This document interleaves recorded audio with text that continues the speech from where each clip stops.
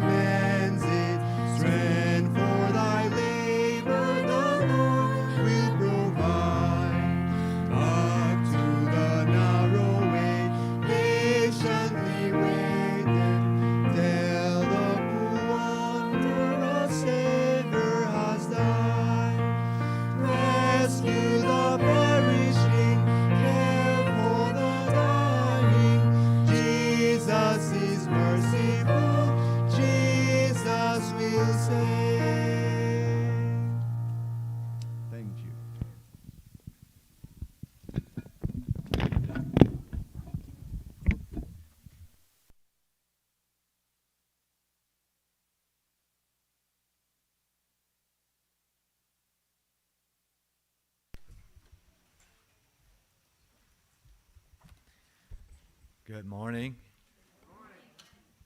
Just a few announcements. We are again having our same meetings this morning as we had yesterday.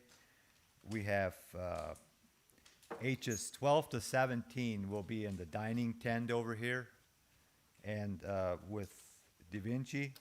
And then we have ages 6 to 11 in the barn with the Heartland students.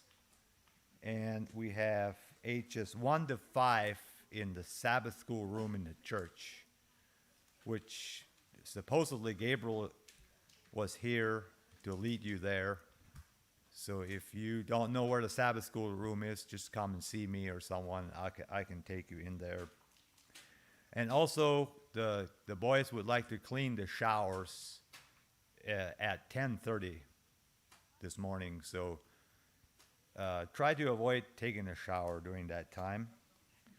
And also, there's a pressure cooking green beans, a class for pressure cooking green beans in the schoolhouse, starting at 10. And David is again having his evangelism training in the sanctuary, in the church, starting now. And also there's a package that came in for Alan Hoffman. If you're here, their package is in the West Salem Mission booth out here.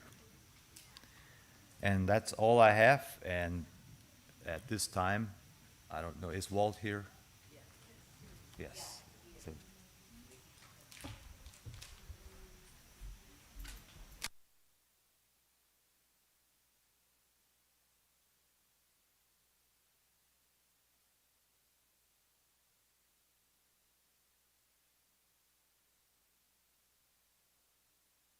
Good morning, y'all. I got hogtied by about 6 kids over there. They want to know what it was like being a fireman. So, it's important to talk to the kids, isn't it?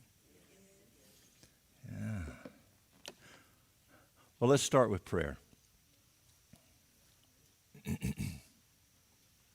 Our dear Heavenly Father, Lord, we thank you so much for your love and your care and your patience for us.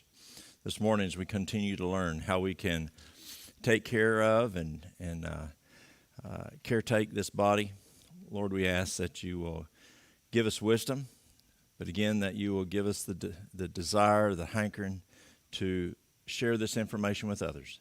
We ask this in Jesus' name. Amen.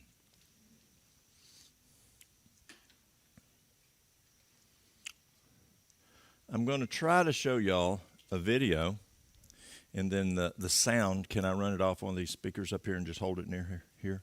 Okay. How many of y'all work in healthcare? You'll appreciate this even more. Anybody ever heard of Dr. McCullough? Dr. McCullough put this video together. It's called The Town of Alapath.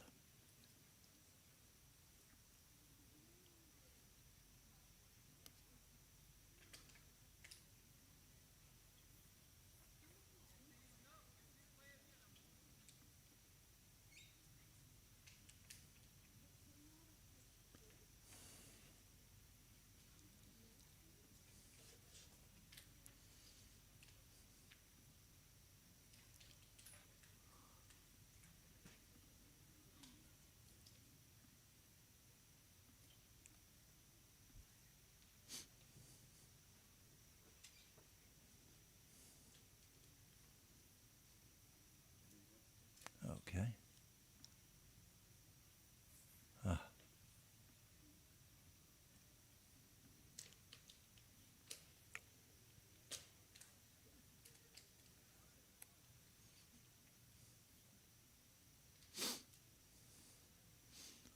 For some reason,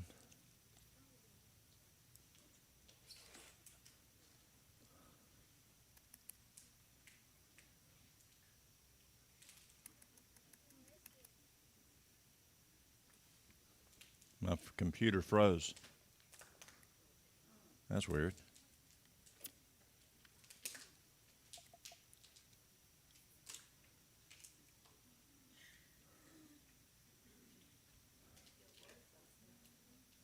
Yeah.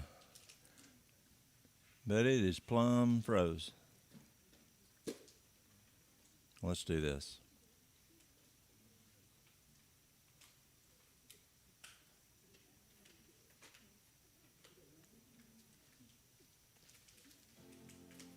Well, as it come back up, we'll show it a little later.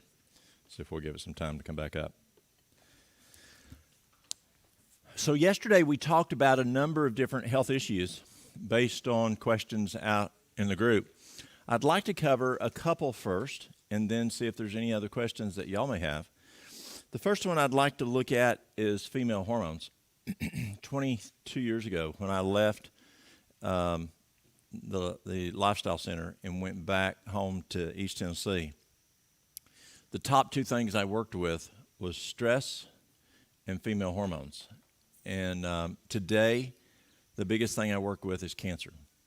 And since COVID, that issue of cancer has exploded. Anxiety has exploded since COVID. But let me share with female hormones. We can talk about male hormones also, which is an issue out there. It's just, guys, just the way y'all work and the way we work, we don't talk about it as much as y'all do. Female hormones, the biggest issue on female hormones that I find, number one, is nutrition. Nutrition is huge. We can have a gal come in her early 20s, have been going to physicians on trying to be able to get pregnant, and for several years and not be able to get pregnant, and for infertility specialists. And we can get those gals to do juicing and vegetable juicing, and within 1 to 2 months they're pregnant because they're getting adequate nutrition. The nutrition that girls are eating out there today, it's not just, we look at the standard American diet, but is so processed. Harvard University tells us that when we consume, let's see here, let me get someone to help. Can you help me? Now, I know we're talking about girls, but we're talking physiology too, so come on up. So, we're going to talk anatomy and physiology. So, show them your teeth. Okay, show them your tongue. Okay, that's anatomy. So, when he eats something, he's going to chew it up. He's going to masticate it in the mouth. Now, the mouth is meant to have taste buds, right? God gave us taste buds. Why? To encourage us to eat. Yeah, to enjoy it. And then he gave us a tongue to do what? It's a mixer. Yeah, it's a mixer.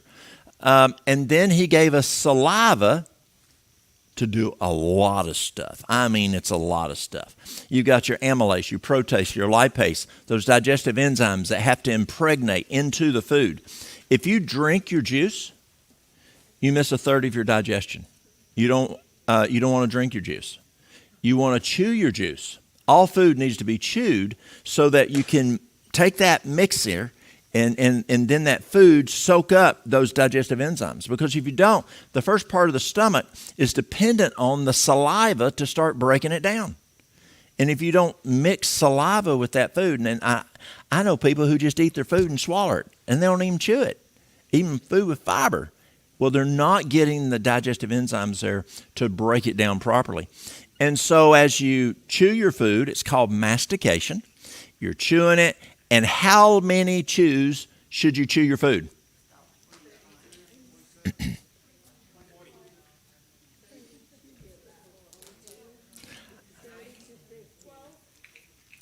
Actually, there is not a number. There is not a number of how many times you should chew your food. You chew your food until it's baby food consistent. So however many chews it takes to get it to baby food consistency is what you want. And then you can swallow it. Now juice, you chew it like drinking water. You know, you take water and you put it in your mouth. Looks like a cow chewing its cud, doesn't it? Well, you chew your juice, about 10 chews.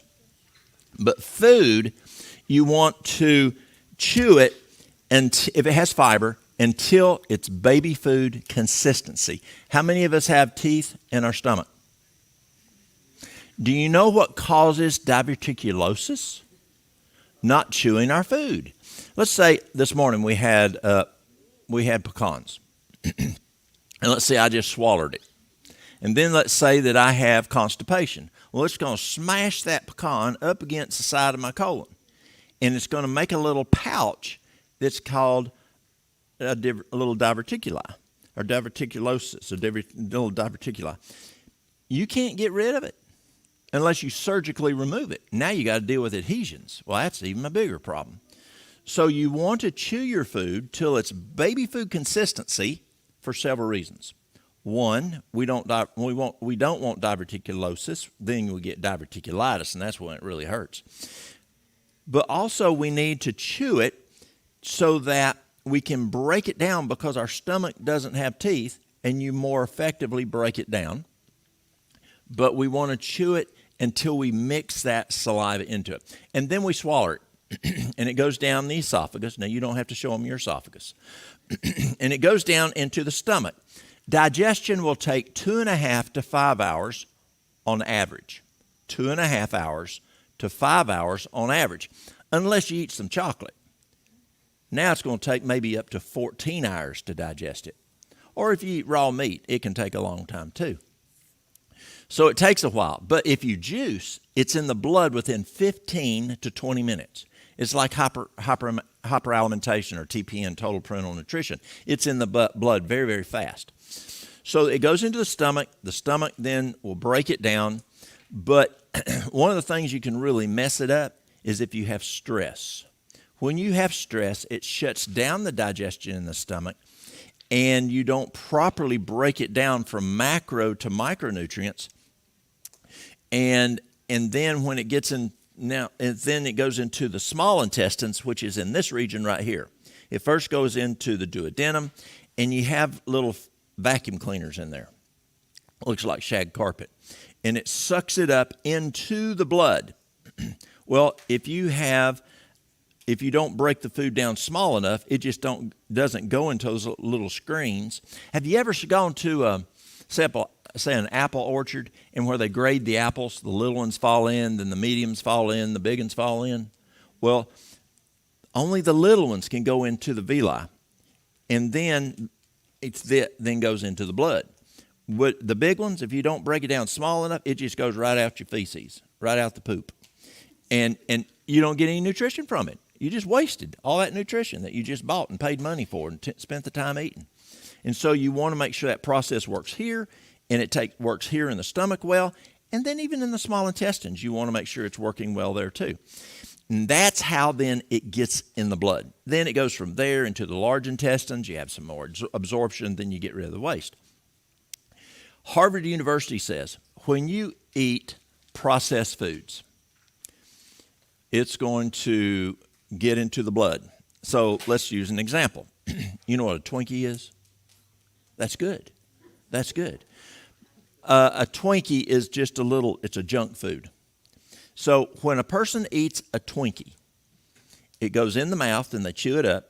It goes down the esophagus into the stomach breaks it down, it goes into the small intestines, and then it goes into the villi, into the blood. Now they have what? Twinkie blood. And then it goes around, and then it goes where?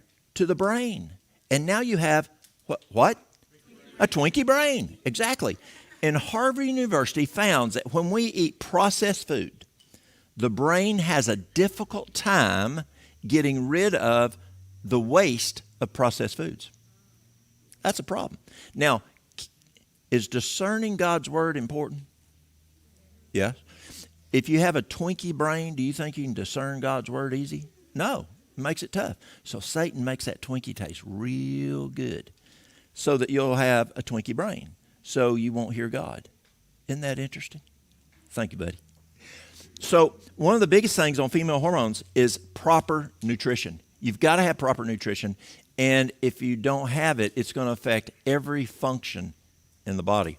Part of that nutrition, which WHO, World Health Organization, back around 2000, said that water is part of nutrition.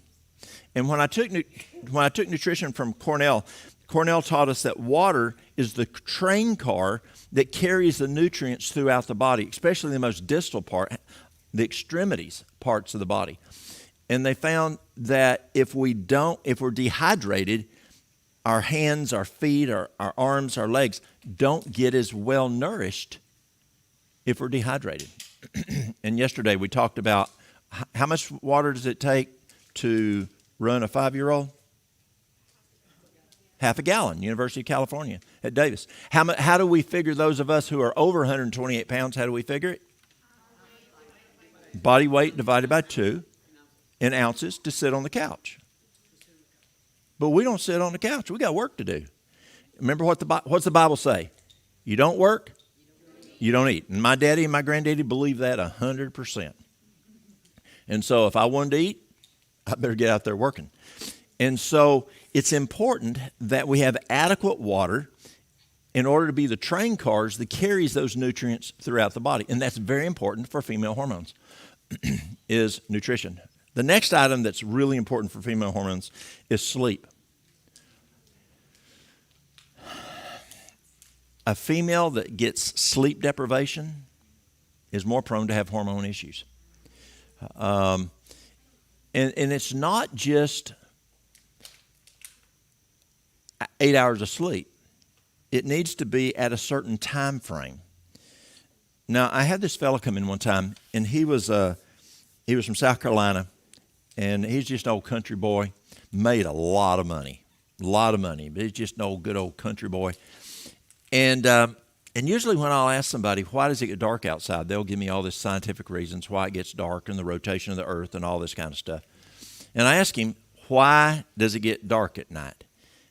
And he said, because God made it that way. Right answer, boom, 100%. God made. He could have put two suns out there, and we would have had sunshine all the time. Or he could have made like heaven. Remember heaven?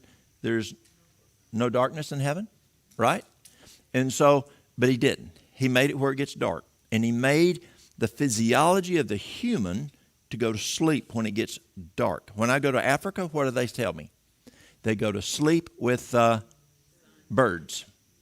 In Honduras, what do they tell me? They go to sleep with birds. What do we say? We go to sleep with chickens. That's birds.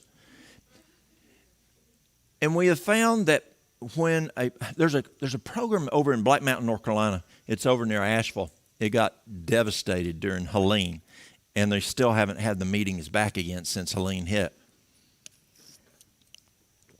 And it's in natural health, and they have these biochemists and I mean super brainy people come out, PhDs, and so physicians will come, lifestyle medicine folks will come, and we'll learn, and then we'll present tough cases the very last class. And they will say, you know, someone will bring their patient, and they'll say, I got a patient, this and this and this. And you know what that team asks? What shift do they work? Swing shift is the worst. Third shift is next. And they will say, you're not going to be able to fix your patient till they work first shift. That's just physiology. And these people are not Christians. They're just scientists out there and people out there who really understand physiology. But God made it when it gets dark outside to go to sleep. And that female needs not to be a third shift nurse. But someone has to take care of patients. That is true. But let someone else who doesn't care about their health work third shift. You know, and God is very powerful. Say, God, you want me to be healthy? You want me to discern your word? You want me to spread the gospel so my brain needs to work well? Get me a first shift job. Yes, it pays more. Well, figure it out for me because you want me to sleep at night. Do you believe God's that way? We can ask that kind of thing? Absolutely. And so sleep is very important for female hormones. Another one that just wipes out female hormones, stress. Stress blows the adrenal. Blown adrenals significantly affect female hormones. And no, we may not be able to do what that girl did yesterday. We talked about that lady who was just wired up all the time and 1,000 in stress, and then she said it was 0. Not all of us have gotten that far, and it was a miracle for her because she was not that way at all. And she found Jesus at a little mountain church, and she learned in her innocence, just give it to Jesus. Why'd she figure that out and we can't figure it out? Doesn't make sense, does it? But we are alive. There's going to be stressors, and there's good stressors called eustress, E-U-S-T-R-E-S-S, and we learned about that in psychology. And so there's going to be some stressors out there. But for the most part, we need to be able to control those stressors, manage those stressors. And allowing stress just to be totally plumb out of control is going to affect your hormones because it's going to blow your adrenals, and blown adrenals will mess up those hormones. And so you've got to get a hold of your stress and see what to do to address that. There are some supplementation that you use. The best thing I have found, we used to use something called HRTs. You know what HRTs are? Yeah, hormone replacement therapy. We use something called Premarin. Premarin. What's Premarin stand for? Pregnant mare urine. So when you take a Premarin pill, you're taking horse pee to get the horse's estrogen. And that's what it is. There's issues with the breast issues with that. Then we went to twice cooked soy milk. And twice cooked soy milk has as much in a glass of twice cooked soy milk. That means you make it, and then you again take it, and you heat it up again. Now, you have to be careful. You'll scald it that second time if you're not careful. But twice cooked soy milk has as much estrogen as one Premarin pill. But it still has issues with breast issues. So that's not the best. But it's a whole lot better than horse pee. And then we started learning from Dr. Lee out of California. And Lee talked about progesterone cream. And progesterone cream worked fairly well. But then there's people like Dr. Anna. You've heard Barbara O'Neill talk about Dr. Anna. Then there was Cynthia Johnston. Cynthia Johnston was an assistant of Dr. Lee, which I've known Cynthia now personally for over 22 years. Amazing lady, very, very smart in this area. And Cynthia found, and Dr. Anna out in Australia found, that if you use wild yam cream, it works better than progesterone cream. And I would say that 99-point-something% of the ladies, progesterone cream does the job. And wild yam cream does the job. But there is I would say every couple of years, I'll find someone that's not working, and we'll have to use progesterone cream, and it will finally work. But usually wild yam cream works very superior of the progesterone cream. And wild yam cream is the cream from sweet taters, yams. And it transdermally goes in. You know what a nicotine patch is, or a nitro patch, and it transdermally goes into the skin like magnesium oil. Who's ever heard of magnesium oil? That's amazing stuff. It will actually, you can use it on heart issues, and it will go straight to the heart very, very rapidly, faster than PO by mouth. You can put it on your feet to fall asleep at night. You can use it for neuropathy, just a number of things. We use the magnesium oil. It's transdermal. And so wild yam is transdermal, like that, goes into the skin. And you use anywhere between 1/4 teaspoon and 1/2 teaspoon twice a day. If you still cycle, when your cycle starts, you stop for 7 days. And then when the cycle is over, then you continue on. If you have 2 cycle months, and I was telling the pastor this morning as we were eating breakfast, he was talking about the lady with an issue of blood last night. I had a lady come in last year, and she had 3 cycles a month, and each cycle was approximately 1 week. So out of a month, she only had somewhere between those cycles 7 days, 6 days, for over 10 years. I mean, she was a worn-out puppy. But what happens is, as that wild yam goes into the system, gets into the blood, it stabilizes progesterone. Then when you stabilize progesterone, you stabilize estrogen, and you stabilize testosterone. And Barbara O'Neill talks a lot about stabilizing that progesterone. That's very, very important. And then when you stabilize that progesterone, then the estrogen's going to come into line, the testosterone's going to come into line. And the wild yam does that. And they'll usually put maybe some Vitex in it, or if you need a little more power, you might put some extra Vitex in it. Vitex is an herb also called what? Chasteberry, that's right. And that works quite well. You can take that by mouth. It transdermally in the wild yam, it's transdermal. And you put the wild yam either here, the chest, and then let's say it's on the face. That's right. On the neck, correct. Used to be back in the 90s, 80s, especially in the 90s, we thought that wild yam had to only be put on areas that gets red fast, like if you blush, the chest, the face, those high blood areas. But we found that it works pretty well anywhere now. But yes, you can put it here, you can put it on the face. Let's say you've got a girl, a teenager or a lady in her 20s, 30s that having acne issues. Yeah, put it on the face, and that can help on the face also. Another thing that we found very good for female hormones, if a girl is not cycling, and then the lady is not cycling, she's in menopause, then you can then just use straight.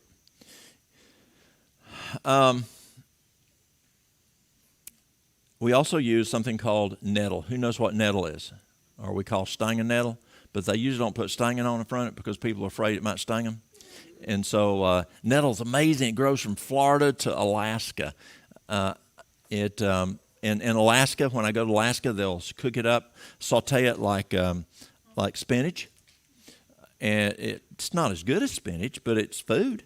When I go to northern Wisconsin, northern Minnesota, and speak there, the ladies put it in their soups. They put it in their stews, add it to their. Over in Europe, the ladies will cook it in their food. It's highly nutritious. You go out. Remember Madge? How many of y'all remember Madge? When we were kids, Madge? Yeah, she did she did the washing dishes on the commercials. You put on a pair of gloves like Madge had, and the ladies will go out there and take some scissors and cut the nettle. It will sting you, and that's why it's called stinging nettle. In Asia, if you have an asthmatic attack, they will strip you from the waist up, bare naked, from the waist up, and they will whoop your chest and your back with a stinging nettle, and that will stop the asthmatic attack. Then they dig a hole and bury you with your neck, with your head sticking out, and that now down in South America, they will just use the clay. But over in China, they'll bury you and put your head out and put a little umbrella over your head so you don't get burnt. And that clay, like you'd use down in Honduras or in South America, will pull that sting out. Now here we have something that works very well. It's called jewelweed. Y'all know what jewelweed is. That jewelweed will pull the sting out also. So you want to be careful handling the nettle if it is not dry or cooked. But once you dry it, it doesn't sting you. Or once you cook it, it doesn't sting you. And so you take the stinging nettle and take a quart of water, bring it to a boil, and you put 1/4 of a cup to 1/2 a cup of nettle in there. Leave it overnight, at least 30 minutes. Strain it with a kitchen strainer. Kitchen strainer is the easiest thing to use. You just pour it in that kitchen strainer. Don't worry about them little balls or whatever. Just pour it through a kitchen strainer, strain it out, mash it, and then you can do one of two things. You can throw it away, or better yet, what you can do is that herb that you have, take it and put it back in the mason jar, in another mason jar, and then pour in some water in there. And it doesn't have to be as hot because you've already fractured the cells, and so you're able to get the nutrients out. Let it sit there until, and when that afternoon, when you get back home from work or that later on that day, you can strain that.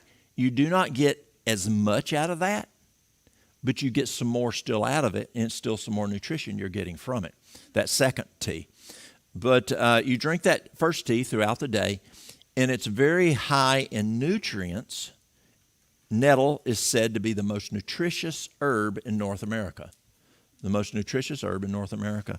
So there's a lot of nutrients that helps those hormones to work. Remember I told you that poor nutrition affects hormones? Well, we're having food that is calorie dense, not nutrition dense. We need nutrition dense food. Well, that nettle is extremely nutritious dense food. It's very high in calcium. Before I came, I was talking to a lady. I had a consult this morning, and I called her, and she's having some issues with her bones and her teeth, and so she needs to increase that calcium. It's a great source of calcium, is nettle. It's great for allergies. I use it a lot for allergy. It's an antihistamine. And so it works good for that. You can use nettle for a lot of stuff. But that nettle, one day, I was working at my herb cabinet. And how many of y'all been to my store? A couple of y'all have. And my herb cabinet's about this wide, and I can put about 300 and something herbs, 200 and something herbs in there, and I got more in the bottom. And so I'm sitting here working at the herb cabinet, and this lady comes in the door, and they own a big old dude ranch, and she comes in her cowgirl outfit. When her husband comes in, he's got spurs and chaps and what all. And she comes in and she says, "You got any more? I need some nettle." And I'm standing here, and I said, "I'm pretty sure I'm plumb out." Now y'all know what plumb means, totally. I'm plumb out of nettle, and so I looked at my jar and I said, "Yep, I'm plumb out." And I said, "Let me check underneath." And as I leaned down, I'm checking down underneath in my supply underneath. She said, "You better have some nettle." I said, "No, I'm plumb out." She says, "You better get some nettle in, or Cotton County's going to make national news again." And I said, "Why?" She says, "As many women as you and Mary Lou got on that stuff," she says, "we will make national news if we ain't got it." And so it's just super helpful for female hormones because it has the nutrients to provide to the adrenals that you've blown because of your stress to help with making the hormones, and also just it's got all kinds of other nutrients in it also. Another item I learned from Dr. Agatha Thrash, and it was really a debate back years ago, and a lot of folks said, stay away from soy, stay away from soy. It's a bad estrogen. Phytoestrogens are not good for you. You shouldn't even use red clover. Does that throw a flag when someone tells you not to use red clover? Why? Pardon? We were instructed to drink it every day. So does sometimes science not caught up with what we've been told? Yes. It's now getting caught up. Now they're telling us, oh, wait a minute, phytoestrogens are good for us. It kills the xenoestrogens, which are in the plastics and the chemicals and what all. Well, Dr. Agatha did not believe that because she had read what you read. And she says, no, God said we need the phytoestrogens. So red clover has phytoestrogens, and we were told to drink red clover every day. Red clover has phytoestrogens. It's a blood purifier, tremendous blood purifier. It fights cancer, prevents cancer. A great tool, red clover. Well, the phytoestrogens and flaxseed are really good for hormones. Depending on the woman's stress level, 2 to 3 tablespoons twice a day. Grind. Eat within 15 minutes. We used to think we could just grind flaxseed, put it in the freezer, put it in the refrigerator, and that'd be okay. But then maybe, I was actually a pharmacist back in North Carolina, back almost 30 years ago, told me you can't grind flaxseed. It oxidizes very rapidly. And then Neil Nedley started talking about it in the early 2000s. Nope, we got to grind it and eat it within 15 minutes. Yes, ground flaxseed is fine if you just want the fiber.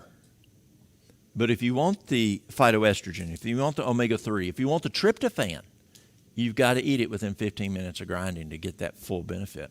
So 2 to 3 tablespoons based on what? Your stress level, twice a day. And Mary Lou likes just putting over her fruit for breakfast and over her salad, or put it in some whatever. Or just get it down you. But flaxseed is also very good. There's some other products out there on the market today that are estrogen supporters that we found to be beneficial, but that's the biggest one. Ester Sense, ESTERSENSE, we're actually finding to be really good. It's herbs. All it is just herbs. And I forgot what company it's made by. But we are finding it's worth working with, especially if ladies have a lot of xenoestrogens. And because of coming out of the standard American diet, coming out of, not having that more pure lifestyle like y'all have, those ladies are finding they need to get rid of those bad estrogens in the body. And Ester Sense is really good for that. Any questions on female hormones? When there's excessive bleeding. Oh, yes. Yes, excessive bleeding. I like we were talking about last night. I like doing what we need to do on what we just talked about, but I like using shepherd's purse. I like using yarrow. What do you use? I had heard about primrose. Oh, primrose, yes. Also, red raspberry leaf can be beneficial. It's not as aggressive, I found, as my favorite is the shepherd's purse, but also good is the yarrow. Yeah, yarrow works well, and usually it works within 2 to 3 days. Yeah. Yes, ma'am. Oh, menopause. That would be what we just did. Do the wild yam, the flaxseed, the nettle, good nutrition. Exercise is important. Manage the stress. Those are all important for men. That'll take care of the menopause. Yeah, it really works well. In addition to that, you said the wild yam every day, 365 days a year. You don't have to take a break. There's two philosophies there. There are two philosophies. Cynthia Johnston, in her research, every day. Barbara O'Neill, she says take some breaks. So just whichever one you prescribe to. And how did we decide yesterday to figure that difference out? Pray. Ask God. Whatever God gives you peace at, that's what you do. If he don't give you peace, don't do it. People come in, they'll say, Walt, do I need to do chemo and radiation? Do I need to do natural? I don't know. Yes, I'll show them a plan of all kinds of natural things to do. But if God gives you only peace to do the radiation and chemo and no peace at natural, He's the medical director. You don't usually find that. But whatever God gives you peace at, that's what you do. Yes, ma'am. You said sleeping with the birds. What about when the time changes and the sun is now setting at 9 whatever? Or what if you're in Alaska? I was in Alaska 2 months ago. Sun didn't go down until after midnight. Come So up what do you around do 3. then? You get some real dark curtains. So pretty much trying to make it more of the regular time if you were not in a weird place. Yes, kind of in a more weird like situation. closer to the equator type of situation. 8 Yes. o'clock, 9. Yeah. When I go to Rwanda, sun goes down at 6, comes up at 6 Do you go to sleep every at day of 6? the year. Yeah. So here's what Harvard found. Harvard found when the sun goes down, when the sun comes up, come up to whatever's the middle, come back 3 hours. Is what affects what we talked about yesterday on the glymphatic system in the brain. So let's say the sun goes, whatever the sun goes down, whatever sun comes up, come up here, back up 3 hours, and then that first hour is deep cleaning, and the next 2 hours are thorough cleaning and flushing. But let's go back to what you said. That author you were talking about says the hours of sleep before midnight are worth 2 hours after. Who remembers Dr. Walter Strachan? Do you know Dr. Strachan? No. Amazing guy. Psychiatrist, last 14 years of his career, he used no pharmaceuticals. Who knows David Westbrook? You know David. It's Laura's father, his father-in-law. Dr. Strachan would go to bed between 4:30 and 5 o'clock every evening and get up at 1 o'clock in the morning because he wanted those turbo hours of sleep, the hours of sleep before midnight. Yes, ma'am. Yeah, I wanted to mention that when I got to Honduras, we didn't have electricity. So we went to bed early. Yes. Like at 6 o'clock and wake up like at 3 o'clock in the morning, but full of energy. Yes. Wide awake. Absolutely. And I also wanted to ask you, is it better for these herbs to be taken in a capsule or teas? That's a good question. Should the herbs be taken in a capsule or a tea?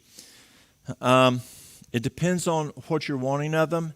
If they're a bitter, they need to be taken in the mouth.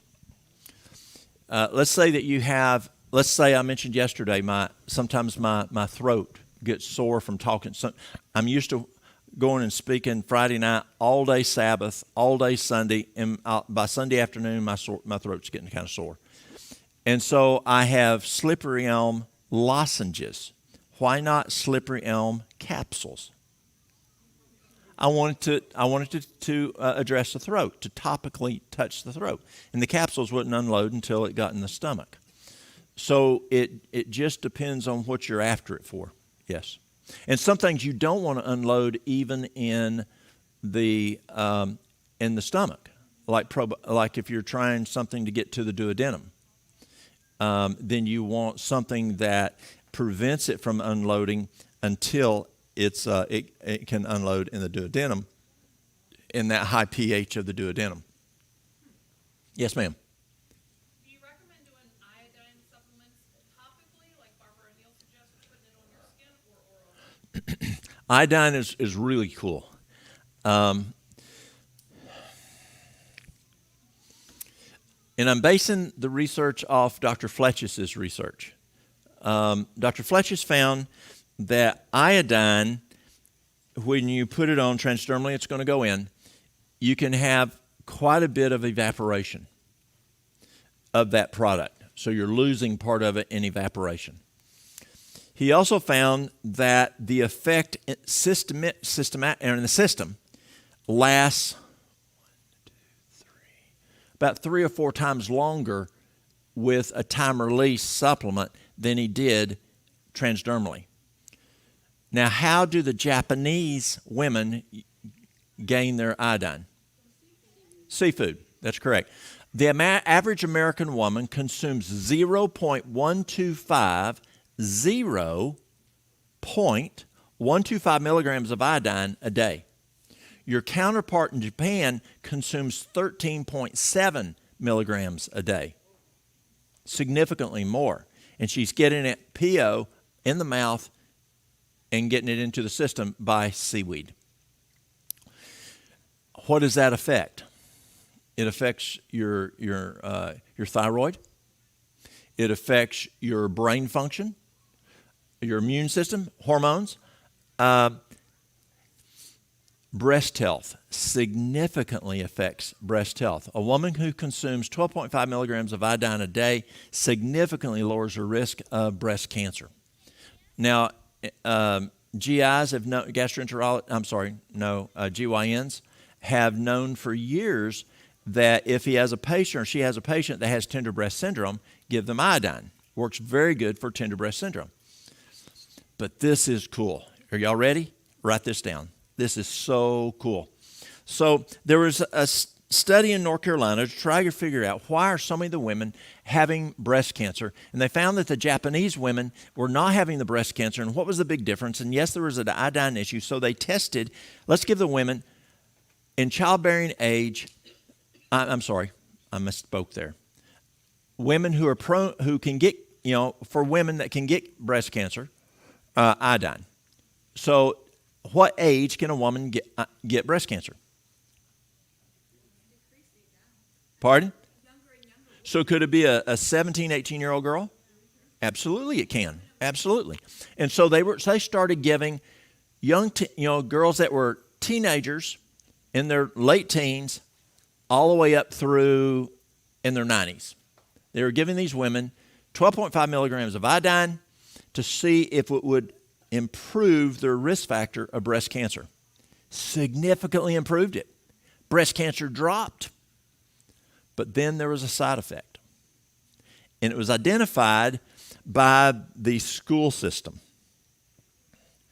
The school superintendent goes to where they're doing this study and says, what are you doing to these kids? We're giving the iodine to the mothers. What do you mean to the kids? We're having kids that are menses in the county. And the only correlation in these kids among these different schools is a family member is going to y'all as a physician. And it was those mothers that they were doing this study on for breast health. Well, what they found was when a mother takes 12.5 milligrams of iodine, that's Lugo solution, potassium iodine, when they take it during especially the first 2 trimesters, just like you would with folic acid, during that 12.5 milligrams during pregnancy, and then during nursing, you increase the child's IQ by 12.5, you increase the child's IQ by 10 to 15 points overall.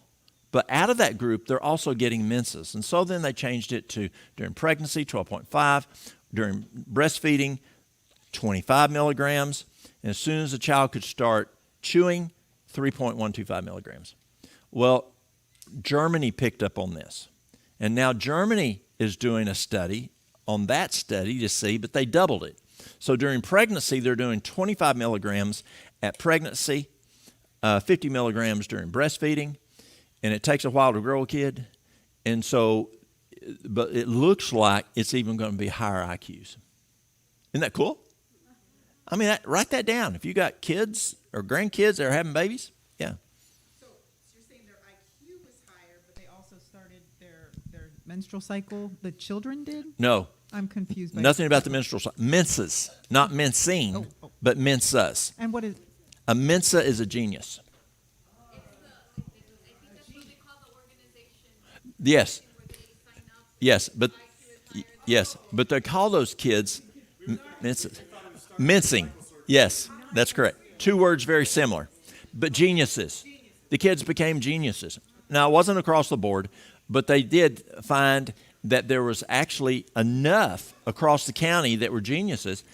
And the school superintendent says, keep doing what you're doing, but let us know what kids, because we don't want to miss out on helping those kids because they're geniuses. Let's take advantage of them in the school system. Let's help them even be, smarter. Let's support them. But iodine is very, very important. Yes. Would it be effective giving the kids themselves iodine? Because we missed out on that. Exactly. Exactly. So, according to Dr. Fletches and his research, no. But I'd like to see some research on it because there is research showing that giving iodine does help IQ. So, I'd like to know how much more. So, yes, I'd still give the iodine to the kids. Yes. Orally? Yes, orally. For a little child, you're doing, for a baby, we're doing 3.125. You could easily do half of the 12.5.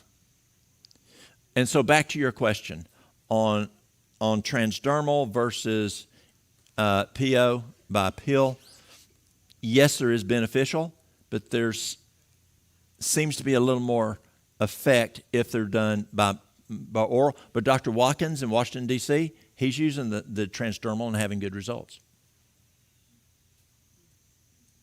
Yes?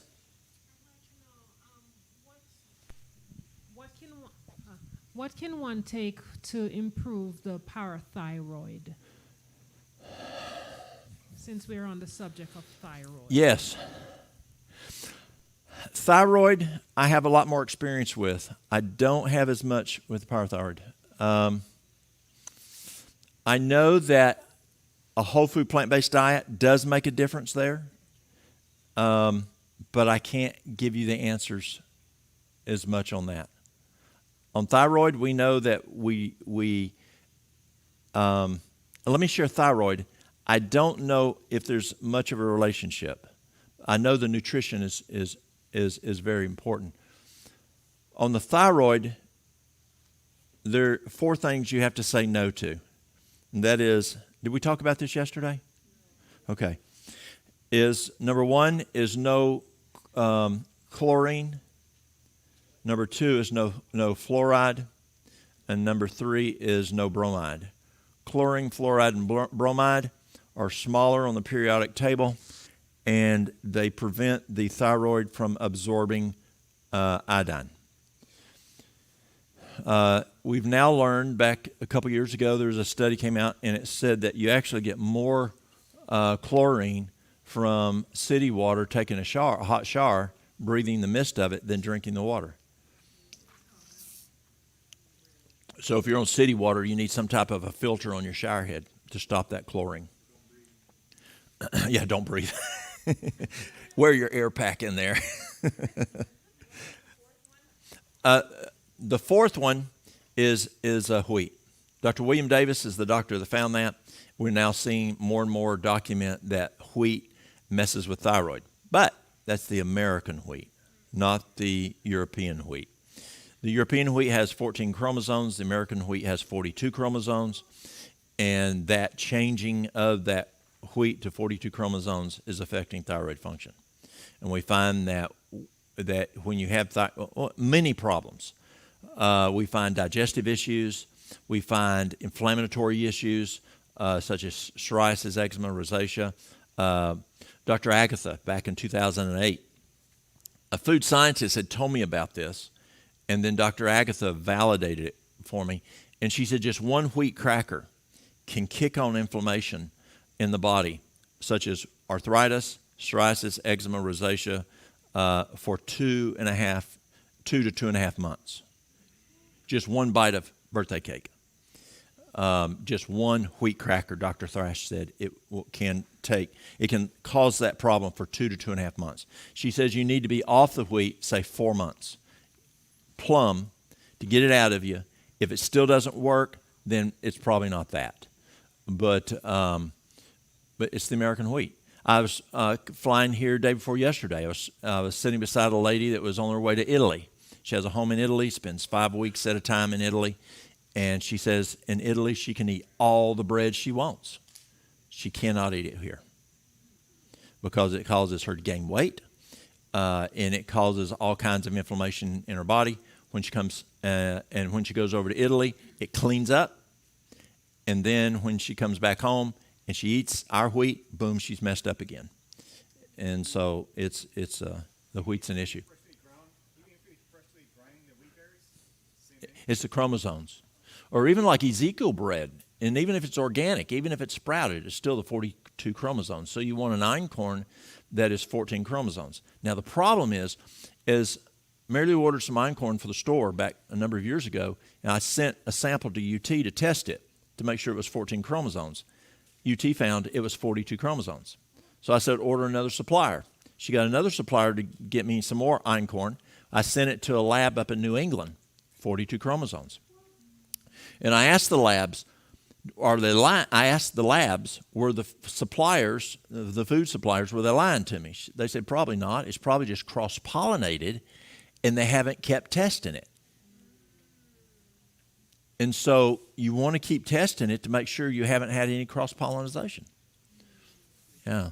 So I go to Rwanda, like Sabbath, we'll start our 20th program over in Rwanda, and Sunday I'll speak at it, the Zoom on it. And I was on the way back, and I stopped in Germany at Frankfurt, and Mary Lou does my filing. I don't like to file. I mean, I got more stuff to do than file stuff. And so she likes filing, and so she was filing my invoices and my receipts, and she says, why'd you get 2 things of bread in Frankfurt? I said, because I could. Because it was 14 chromosomes. The EU, it's illegal to do the 42 chromosomes, to super hybridize. Yeah, so the wheat's messed up. The other things on thyroid, going back to thyroid, is, so those are the 4 no's. And then, so like I'll use brown rice pasta. I'll use flax millet bread and that kind of thing. Or I'll buy jovial wheat. Anybody ever use jovial wheat? Yeah, jovial wheat. I'll buy it, and that's out of Italy. And Mary Lou will make, if she makes some bread, she'll make it from the jovial wheat. If she makes some cookies, or she'll make a pie crust, which is is there something more than a blue moon? She don't make sweets very often. But if she makes a pie, then she'll do it out of the jovial wheat, and it's the 14 chromosome. So those are the 4 no's. The things that you want to do with thyroid, number 1 is iodine. But if it's hyperthyroid, be careful on the iodine. Don't do the iodine on hyperthyroid. You got to really be careful using the iodine with hyperthyroid. But if it's hypo, definitely we see benefit. You use the iodine. You use zinc.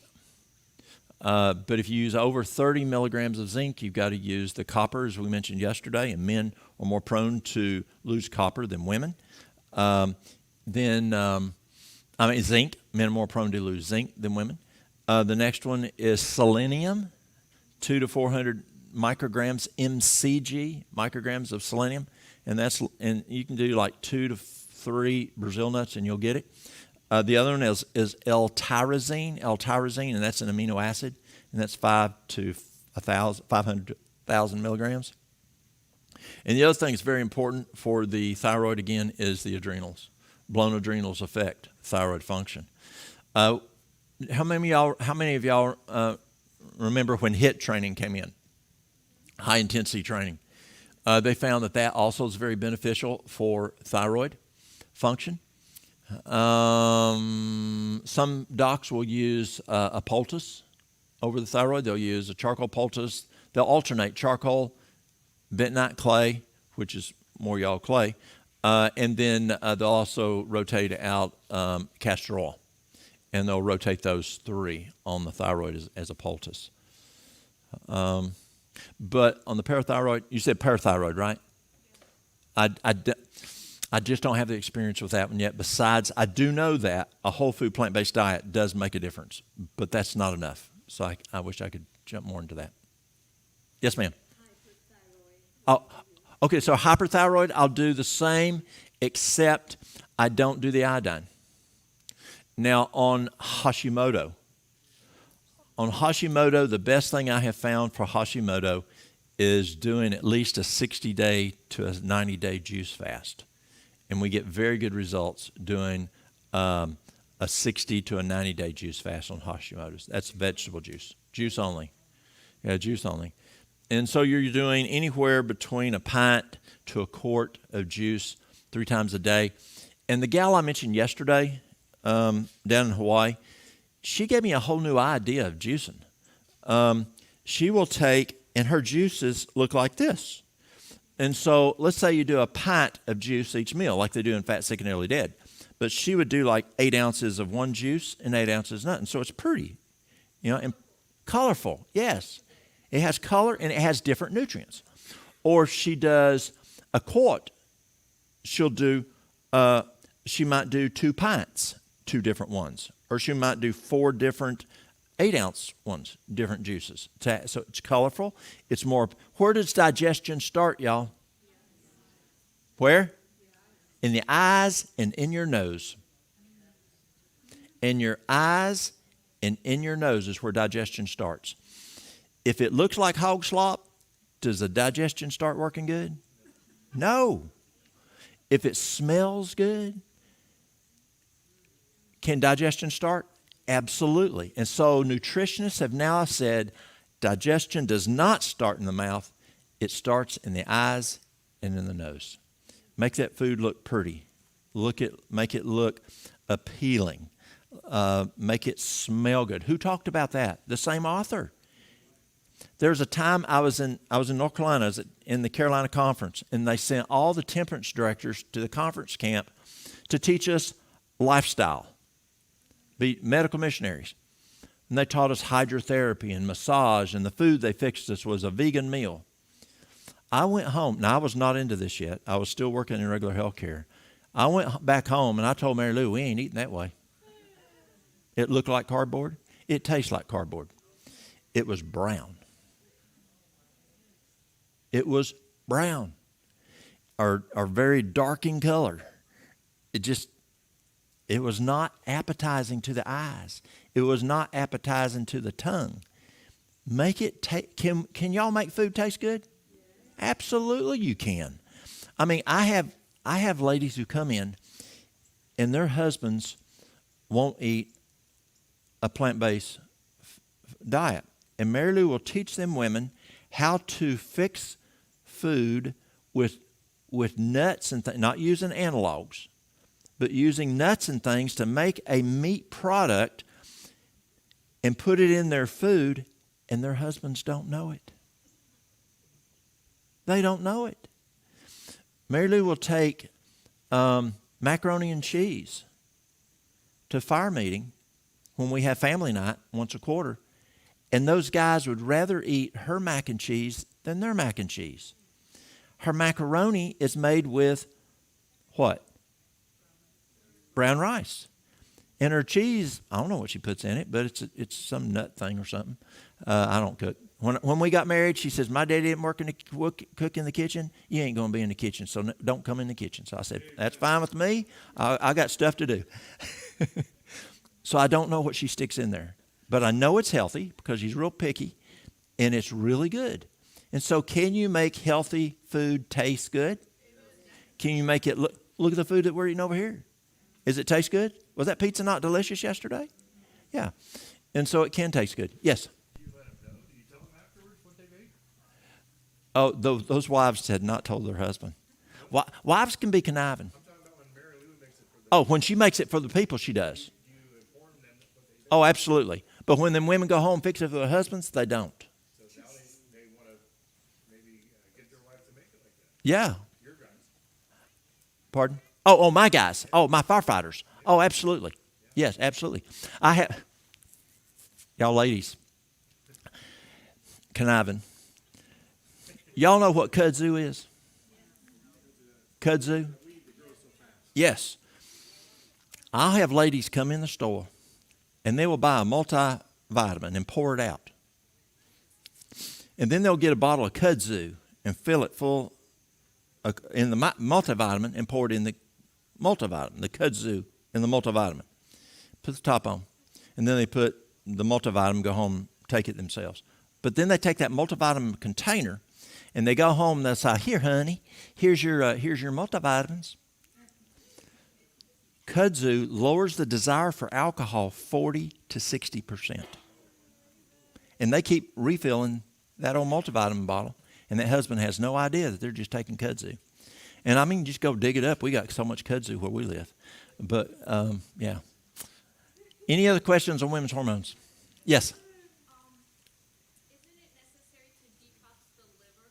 Because the liver Yes. breaks down Absolutely. the hormones, and sometimes I find it like in myself, like Yes. I have needed to sort of detox my liver in order for then everything else to sort of fall into place. Absolutely. And I take the liver detox as just something you normally do.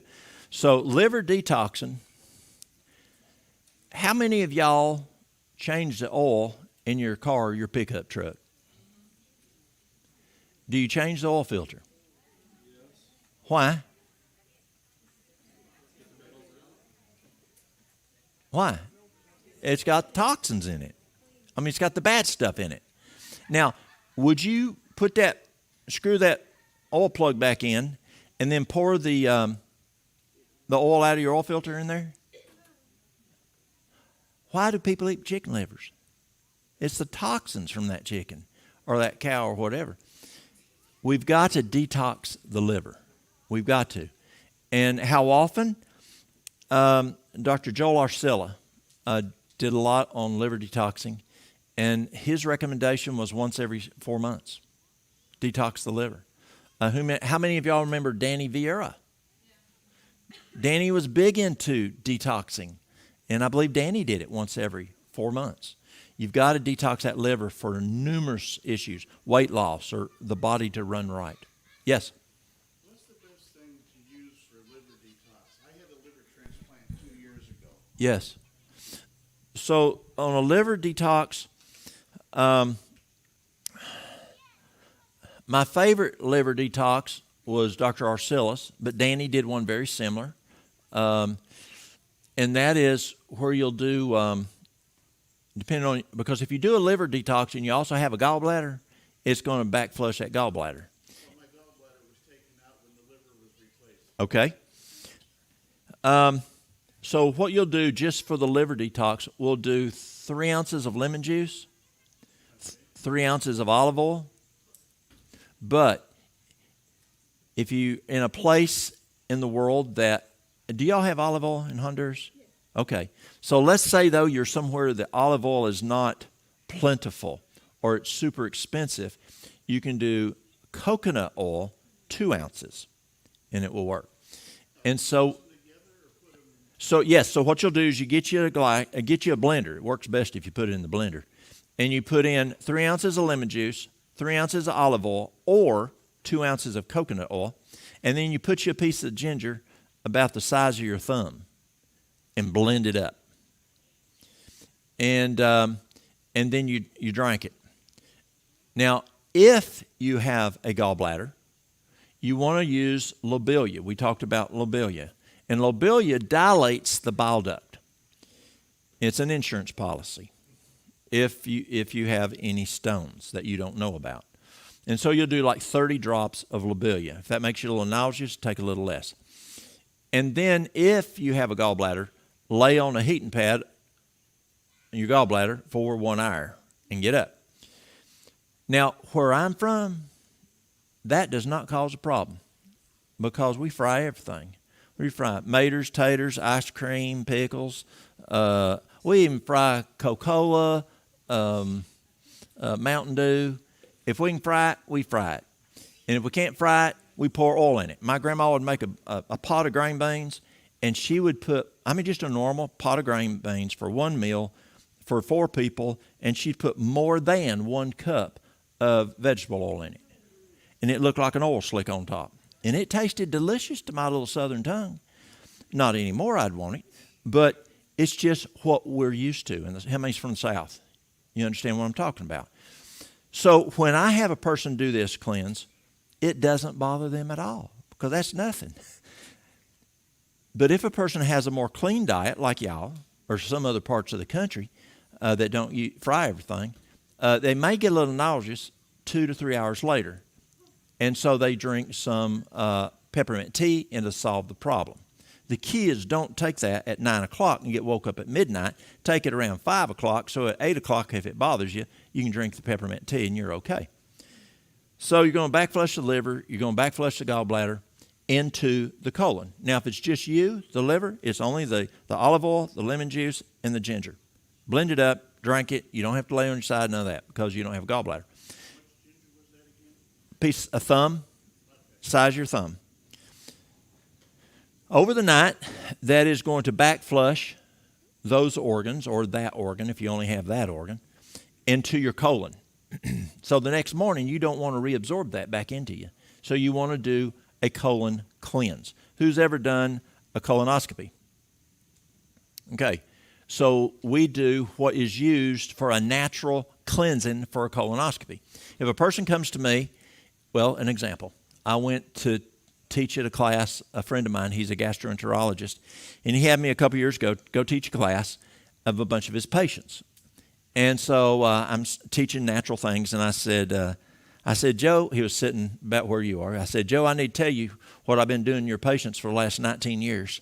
He said, what's that?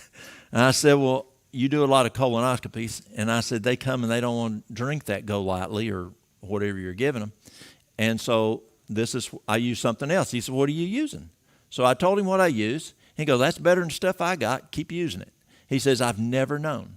And I told him, I said, no one's ever come back and said that Dr. Crutchmeyer said it didn't clean me out right. It cleans them out clean as a whistle, just like getting a colonoscopy. And that is you take and this is what Danny Vieira would do, is you take a half a gallon of warm water. Who's ever flushed a toilet with a bucket of water? Well, that's what you're doing. You're flushing the toilet with a bucket of water. And you take a half a gallon of water, you put in 5 teaspoons of sea salt. That's a little more than isotonic, not much. And so when it's isotonic, you're not going to have that absorption if you drink it in time. And then you put the juice of 2 lemons. That's only for taste. It's the warm water, the volume of water, and the salt that's going to do the job. The lemon is just to make it taste better than drinking salt water. And so you want to drink that all within 30 minutes. Again, you don't take a teaspoon at a time and flush the toilet. You need to pour volume in it. You need volume within a certain time frame to flush the toilet. So you want a half a gallon of water within 30 minutes, no more. One, for that effect. And if you go longer, then you don't get the effect and you absorb the salt, and you don't want that salt. And it's going to work fine if you do it in 30 minutes. I like filling up 2 mason jars, 2 quart jars. Drink 1 quart in 15 minutes, the next quart, 15 minutes. Don't try to drink it real quick. You'll throw up. Just over 15 minutes, over 15 minutes. If you only have 1 bathroom in the house, only 1 person do it at a time. And you're going to stay around the bathroom for 2.5 hours. Don't think you can go to the other side of the house and do something. You may not make it back. You kind of hang out around the bathroom for about 2.5 hours. It works very well. So out of this, you're going to get a liver cleanse. You're going to get a colon cleanse. And if you got a gallbladder, you're going to get a gallbladder cleanse. And it works great. And you do it for around 5 days. You can do it as much as 11 days. Again, how do you find out how long to do it? You pray. Who's the medical director? God. God, how many days you want me to do it? 5, 6, 7, 8, 9, 10, 11. What he gives you peace at. Yes? Are you fasting from food during this time? Are you Good question. do the gallbladder every day as well as the liver cleanse, the same as you do the colon cleanse every day? So good question. With Dr. Arcilla, he always did it juicing. I live in Appalachia. I'm not going to get them old guys to juice. That ain't happening. And so we do get good results if they continue eating as normal. Juicing is better, but it works perfectly fine if they just stay on their standard diet. So if you do this like 2.5 hour time, is it like between meals, I assume, or in the evening? Oh, it's in the morning, first thing in the morning. Thank you. And the key is is if you have to be at work at 6 o'clock, you need to get up good and early. Yes. You're doing that 2 quarts every day for 5 days? Or just 2 quarts every morning for 5 days. Yes. You drink it right after you do the lemon and the olive oil. That's, you do that at night, and then that's going to back flush all night, and then the next morning you're going to flush the colon, flush all that out the colon. Now, do you want to get, how many of y'all like science? Okay, you want to get scientific? This is fun. Okay, so what you do is you get you a wire hanger. Get a wire hanger and stretch it square. And you get that stuff y'all women stick under your wedding dresses, that crinoline stuff, whatever that mesh stuff is. What is it? Tooling. Okay. You get that stuff and you make it a little bit bigger than your hanger. And you staple it onto your hanger. And then you get you a pitcher of water and you get you a glove and one of them gloves. And then you get you a little cup. And then after every time during that 2.5 hours, you will wash it off, get up, wash it off. And then you can tell what looks like what's called a globule. And you pick it up and you squeeze it. If it squeezes like a jelly bean, that's from the liver. That's bile, that's cholesterol, and the colors will be fluorescent green to dark brown. You squeeze it. But if it's hard, it's gallstone possibly. Stick it in the cup. And you can take it to your doc and say, is this gallstones? And you just caught you some gallstones. If you're not into that kind of stuff, just let it go. if you have a colonoscopy coming, you only do it 1 day? Yes, you do it the day before, and you can do it once or do it twice to make sure. So you do it the night before, the morning of, and that'll flush you plumb out. Yeah. Yes. I drink dandelion root tea. Yes. Yeah. Is that good for keeping you maintained? Yes. I drink it almost daily. You're reading my mind. So, yes, there is some herbs that are very good for a liver cleanse. He mentioned one, dandelion root. Dandelion root. The other one is milk thistle. Milk thistle is the main one. Dandelion root is the next one. They work very, very well to support that liver. I think it was roasted. Does that matter? Roasted dandelion root? No, it's not. It doesn't. You doesn't have to be. Tell the truth, mate. Yes, just because I'll do an extract that's just plum, not roasted. Non-alcoholic fatty liver? That's a good question. Okay, we're seeing more and more non-alcoholic fatty liver, and that's what I'll do for that also. Yes, but the difference is I'll do the cleanse and I'll hit it hard on the milk thistle and dandelion. I'll do the two together, and based on acuity on the milk thistle and dandelion, I'll do 2 ml of each. If the acuity is not high or how serious it is, if it's really serious, I'll do as much as 3 times a day. So 2 mLs of each, 1, 2, or 3 times a day, based on acuity.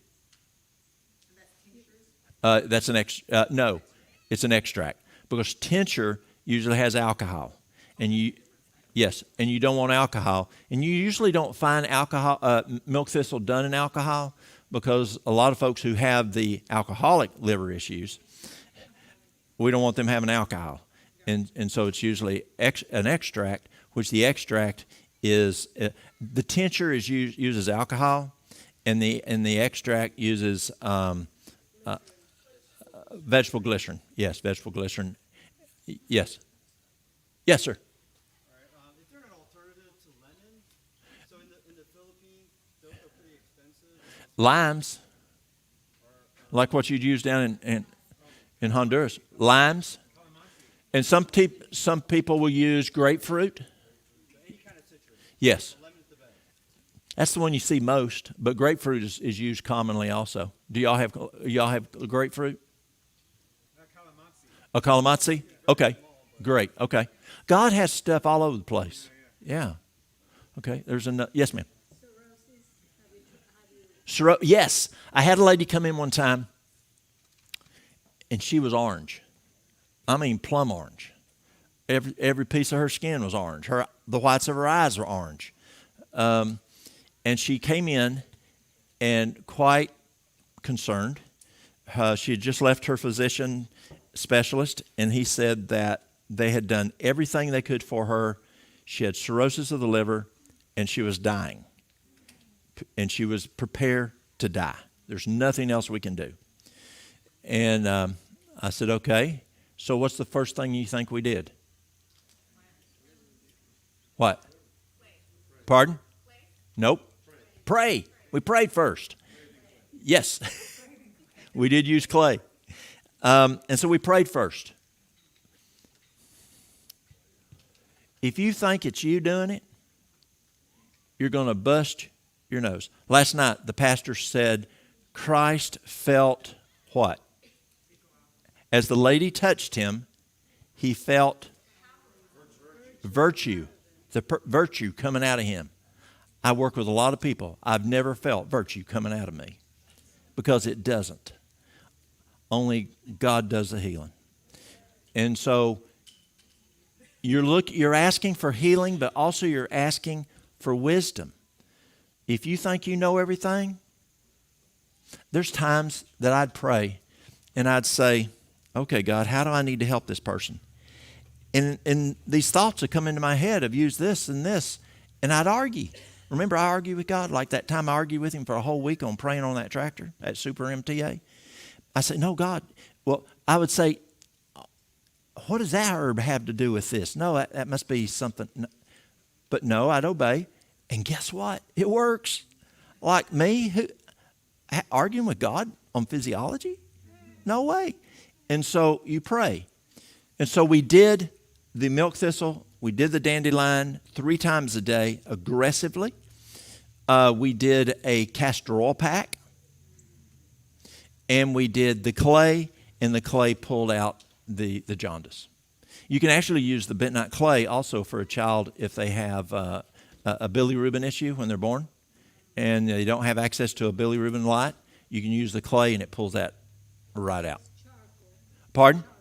You use charcoal for that? Okay, excellent. Yeah, and charcoal, yes, you're right, it would. Yes, ma'am. Where do you put the poultice? On the liver. Oh, if I'm using the castor oil pack, I put it over the liver. If they're jaundiced and they're plumb orange everywhere. I mean, all over her face, everywhere. The clay to pull out that jaundice. Yes. And so, yes, now, what do you think the first question I asked her? What? No? Well, kind of. No?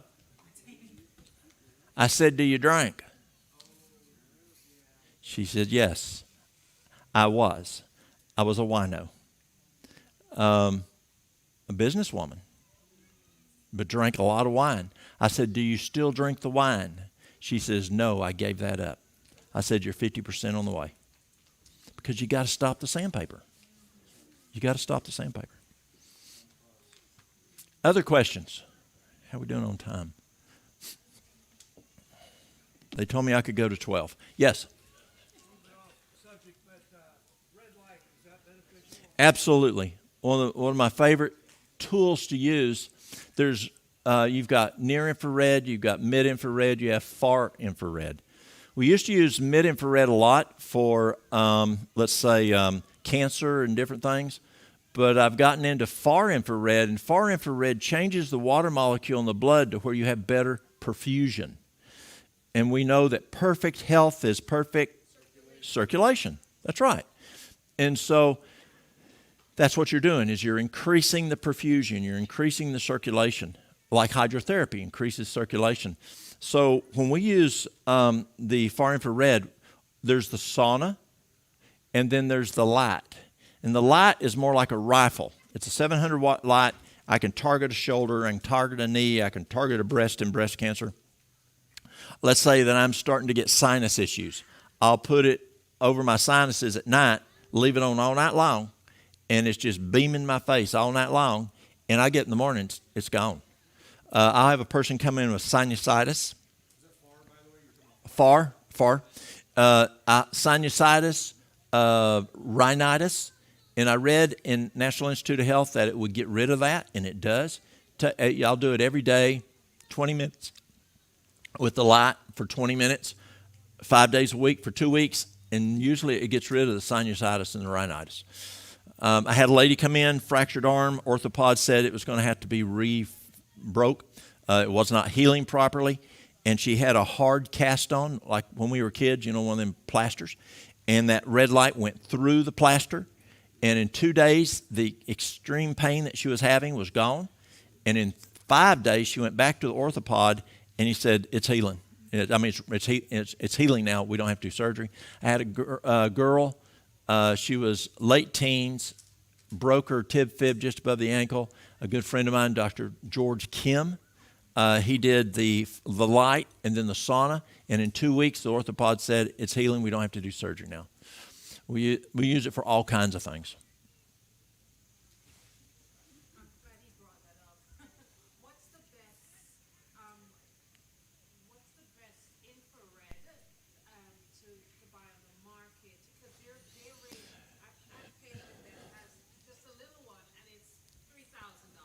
Yes. I have others on Amazon, it's like $60. Another question, sorry. He wants to know There you go. what's burdock is good for. But if you could finish Okay. off the red light. So on the light, there's on the far infrared there is you can cook meat with far infrared. So be careful which one you get into. It can boil the blood. And so you're looking for one that runs between 6 and 14 and whatever it measures by. And that is medicinal level, 6 to 14. There's a company called Relax. And Relax is the one I've used and we've sold their saunas for probably over 12, 13 years. And that's the medicinal grade, and Relax is the company we use. Their light, which is like the rifle, it's 700 watts. The sauna is 800 watts, and the light is actually approved by the FDA. There was something else there I was going to share.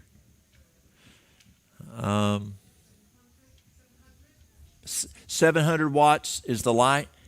1,400 watts is the sauna. There's different kinds of far infrared. It can be from LED,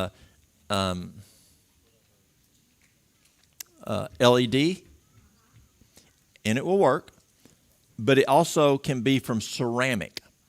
And NIH research shows that ceramic has better microcirculation, and that's what you're after is microcirculation.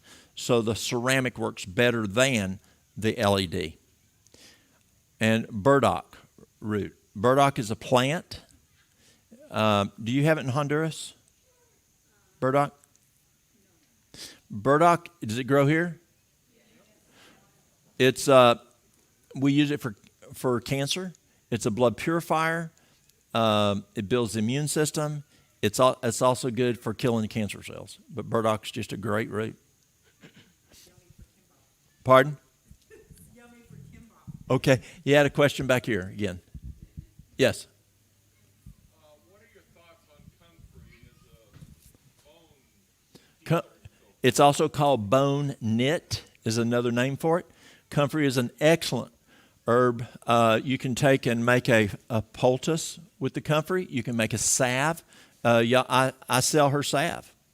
I've got your salve, and people come in, and I sell a lot of her salve, which you'll find. Y'all got it over there? And it works great for bone issues, skin too. Comfrey's a great tool that God's given us. Yes. I was wondering, is there something you can recommend to help someone get off of thyroid medication?